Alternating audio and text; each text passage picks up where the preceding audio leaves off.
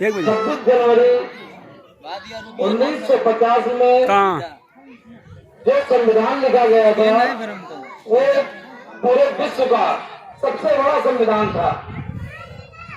और ये संविधान किसने लिखा था? संविधान किसने लिखा था? Doctor B.R. अम्बेडकर ने।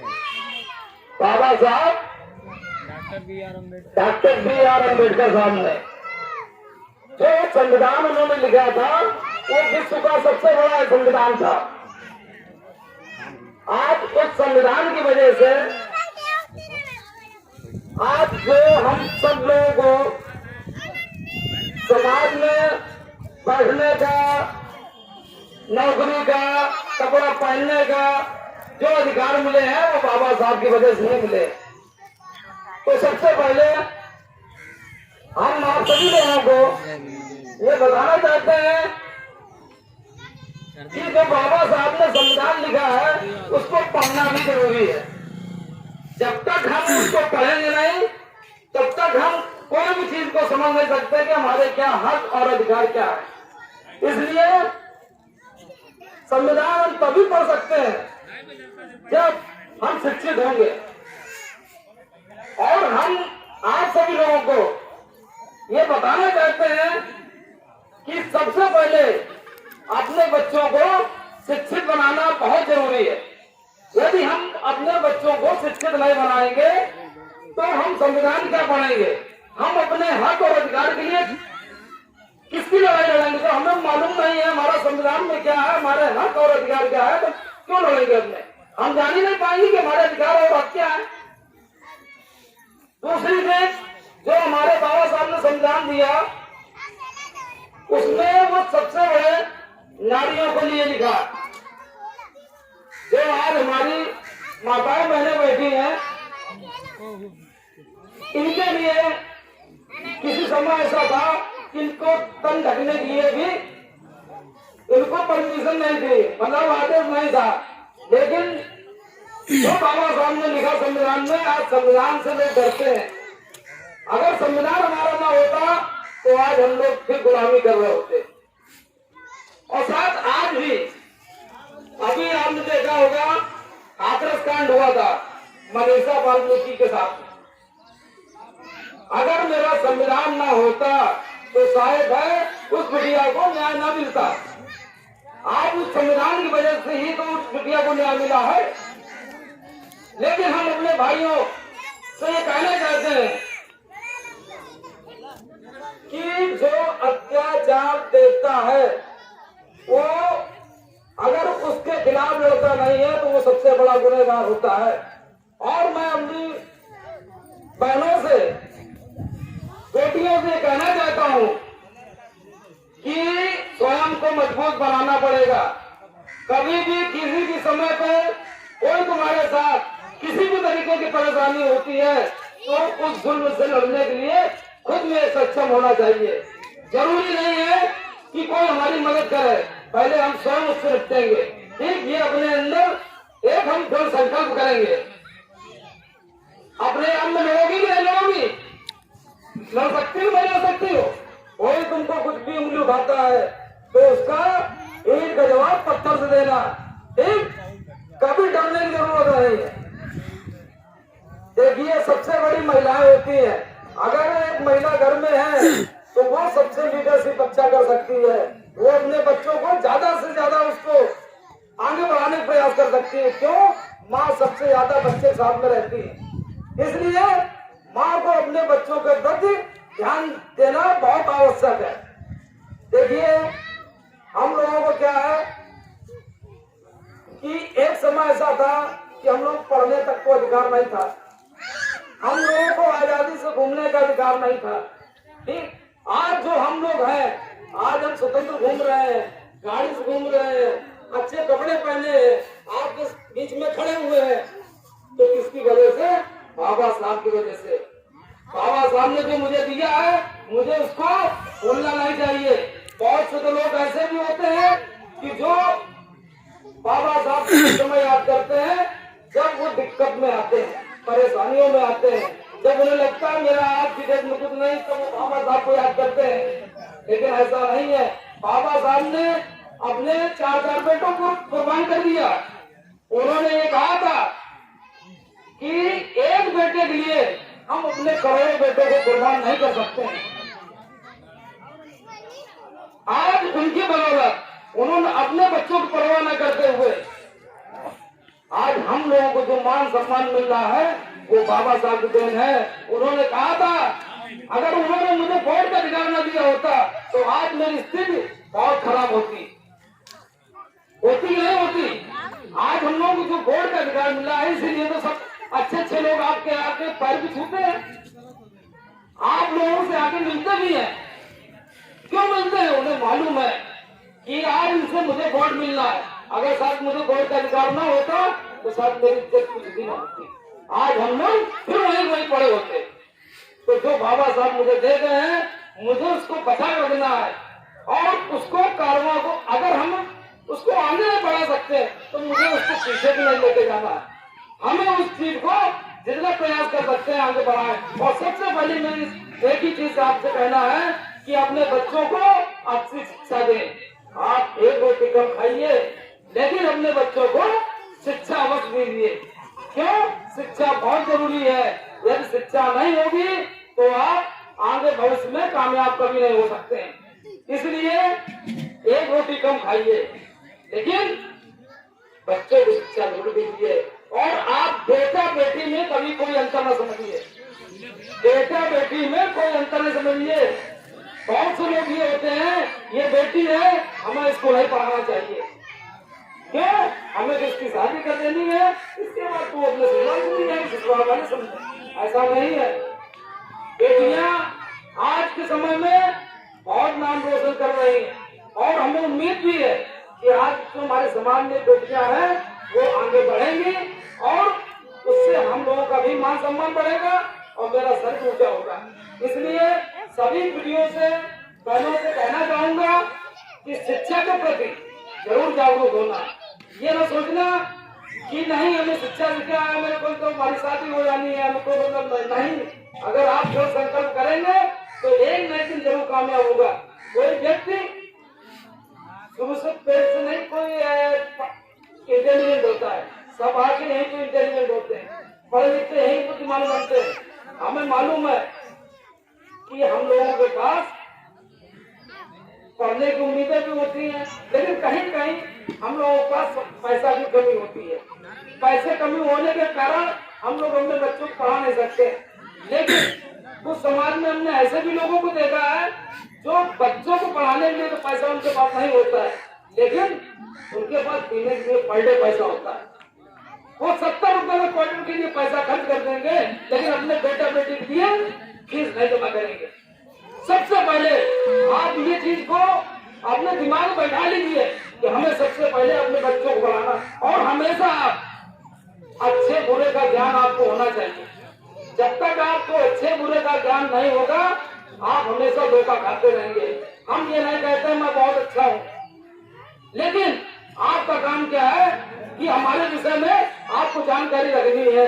समाज आप यहाँ पे बहुत से लोग आते होंगे चुनाव पीरियड में आपको वोट मांगने आते होंगे तो भाई आपको पैर भी छू लेते होंगे लेकिन वो कभी दिखाई देते हैं? सिर्फ अपना स्वार्थ के लिए वो सिर्फ अपना उल्लू सीधा करने के लिए आपके पास आते हैं और यही कारण है उसमें धोखा आपको मिलता है। आपको सुख चाहिए या तो पल भर का और या तो 5 साल का। हमें ऐसे व्यक्ति को आगे बढ़ाना है जो मुझे 5 साल सुख दे। हमें पल भर का सुखना चाहिए। बहुत से लोग आएंगे 500 नोट भी आपको देंगे और एक बोतल दारू भी देंगे और कहेंगे आप इसको लीजिए आप खुश हो जाएंगे, ये बहुत अच्छा आदमी है, इसने इतना अच्छा हमें 500 नोट दिया, वोट तो हम इसी को देंगे। वो तो वोट आपने दे दिया और जब वो जीत के गया 5 साल आपसे अपने पैरों को छुआता नहीं छुआता है और कभी आपके पास झंडे नहीं आएगा। इसलिए मैं ये कोई हमारी अपनी इंडिविजुअल तारीफ नहीं है। अगर मुझे पहचानना है तो मेरे विषय में जानकारी करिए। मुझे जानना है तो आप ये भी देखिए कि आदमी पढ़ा लिखा है कि नहीं है, क्वालिफाइड है कि नहीं है, आप ये आदमी का कोई बैकग्राउंड सही है कि नहीं सही है, कोई क्रिमिनल तो नहीं है। या कुछ लोग बहुत सारे ऐसे होते हैं कि पैसे कम पे चुनाव लड़ते हैं, जीतते भी हैं, लेकिन वो आपके पास कभी नहीं वापस आते हैं और ना आपके क्षेत्र में कभी काम करने आएंगे। लेकिन मैं एक चीज आपसे दावा जरूर करता हूँ कि जिस दिन मुझे अगर कामयाबी मिली तो ये है कि मैं 50 साल का रिकॉर्ड तोड़ूंगा, 50 साल का रिकॉर्ड तोड़ूंगा।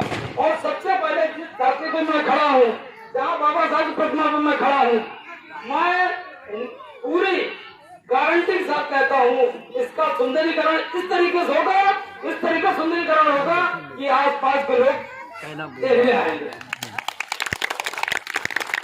मैं आप लोगों से ज्यादा बात न करके, क्योंकि मुझे अभी कहीं और निकलना है, और मैं आप लोगों से यही चाहूंगा कि आप लोग हमें अपना परिवार का, अपना भाई, अपना बेटा समझे, और कभी हमारी अगर आवश्यकता पड़े आप हमें रात बिरात जब जरूरत पड़े मुझे बुलाएं। जो जिस काबिल मैं होऊंगा उसके लिए मैं खड़ा हूँ, यहाँ से लेकर कानपुर तक। आपको कोई समस्या आती, कोई परेशानी आती है, मैं आपके लिए खड़ा हूँ। और इसी साथ मैं अपनी वाणी को विराम देता हूँ। जय भीम, नमो बुद्धाय। एक बात, जय जय जय जय जय भीम, जय भीम, जय जय जय जय जय भीम, जय भीम, जय भीम। जय भीम, नमो बुद्धाय। आप लोगों को बहुत बहुत धन्यवाद इसे सुनने के लिए। हाँ, हमारे रूप में अनिल कन्हैया जी बहुत सुंदर सीख देती हैं और उन्होंने आप लोगों का साथ तो बढ़ाया। इसी क्रम में मैं थोड़ा हमारी माननीय सावित्री जी आकर के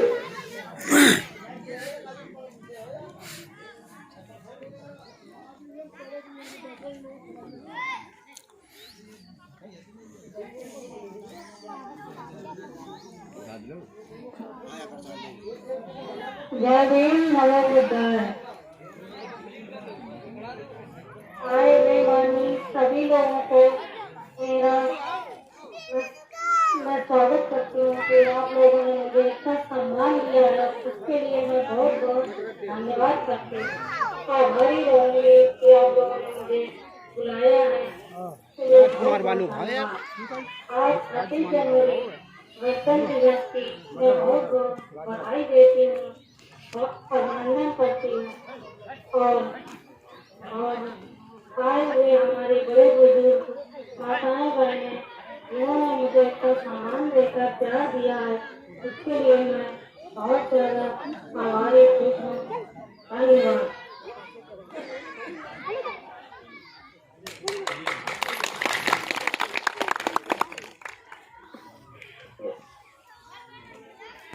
अभी हमारे साहब ने बताया कि आपको वोट का आपके द्वारा मिला है। कैसे बच्चे लाचार होते मॉनिटर के सामने, बच्चे लाचार होते मॉनिटर के सामने, मॉनिटर लाचार होता मास्टर के सामने, और मास्टर सर झुकाता इंस्पेक्टर के सामने। अभी हमारे साहब ने कहा था कि आप लोगों से, आप वोटर हैं, एक मिनिस्टर आता है, विधायकी चुनाव लड़ता है, एमपी चुनाव लड़ता है, पर तो कहते हैं मास्टर लाचार होता है इंस्पेक्टर के सामने और सिखा रहा है बेकार ट्रैक्टर के आगे, साइकिल है बेकार स्कूटर के आगे, और मास्टर इंस्पेक्टर सर झुकाता है मिनिस्टर के सामने और मिनिस्टर सर झुकाता है वोटर के सामने। तो इसलिए आप लोग बड़े हैं, आप लोग इस देश का भाग विधाता निर्माण करते हैं। आप जिसको चाहे, इसलिए बाबा साहब ने 5 साल का अवसर दिया है कि अगर कोई बदतमीजी करता है, आपके साथ बदतमीजी करता है, आपके विकास और आपके दिशा निर्देशों के अनुसार कार्य नहीं कर रहा है, तो उसको 5 साल में आपको हटाने का अवसर दिया गया है। इसलिए 5 साल में चुनाव होता है। धन्यवाद।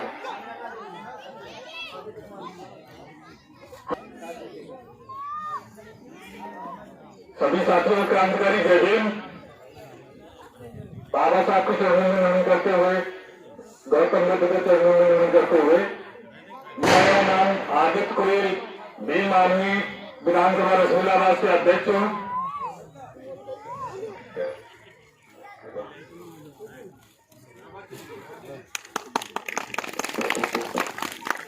हाँ, ये देखिए हमारे, मुझे इनका परिचय नहीं मालूम था। आदित्य कुमार कुरेल ये भीम आर्मी के विधानसभा अध्यक्ष हैं।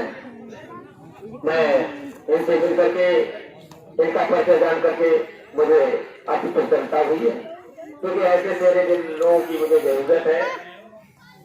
धन्यवाद।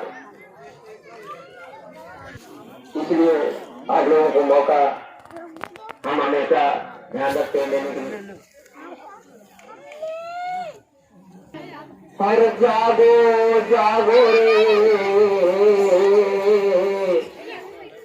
हे बहुजन जागो, हे बहुजन जागो, कांसी ने तुम्हें पुकारा है और बाबा का इशारा समझो तो पार्लियामेंट तुम्हारा है।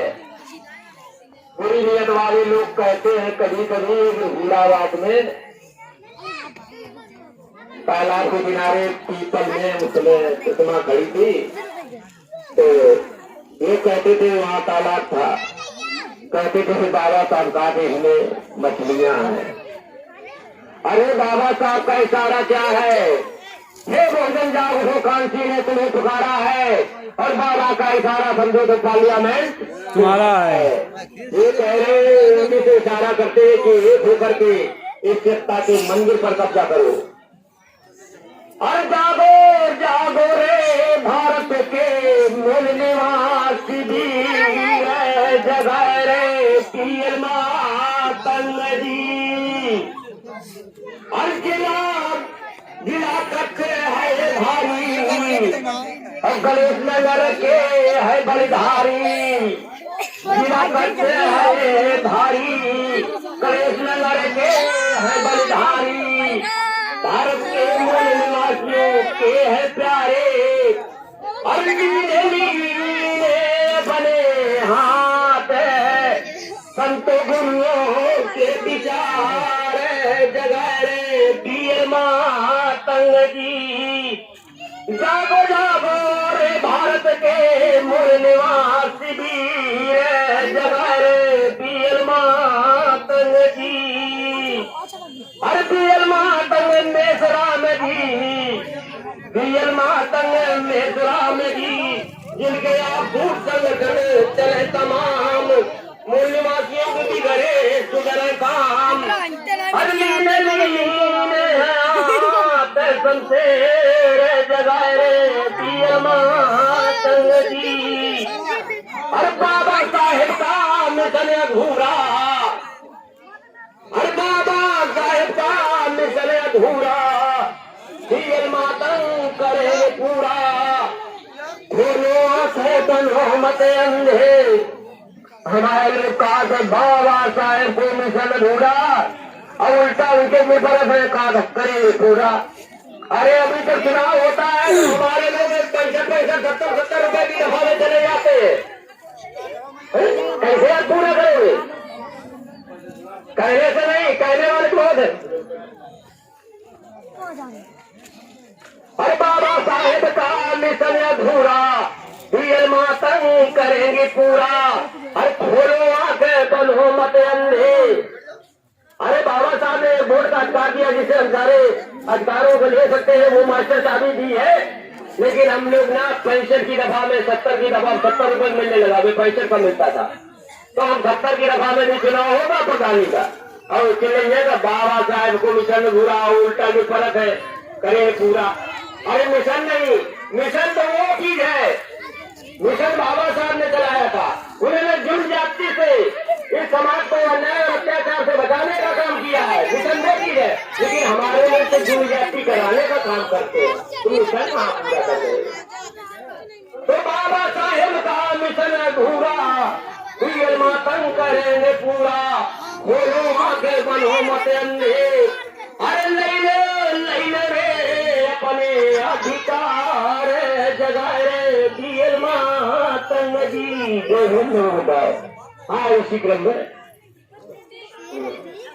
हम कार्यक्रम को कोई बोलना चाहे तो बोल सकता है।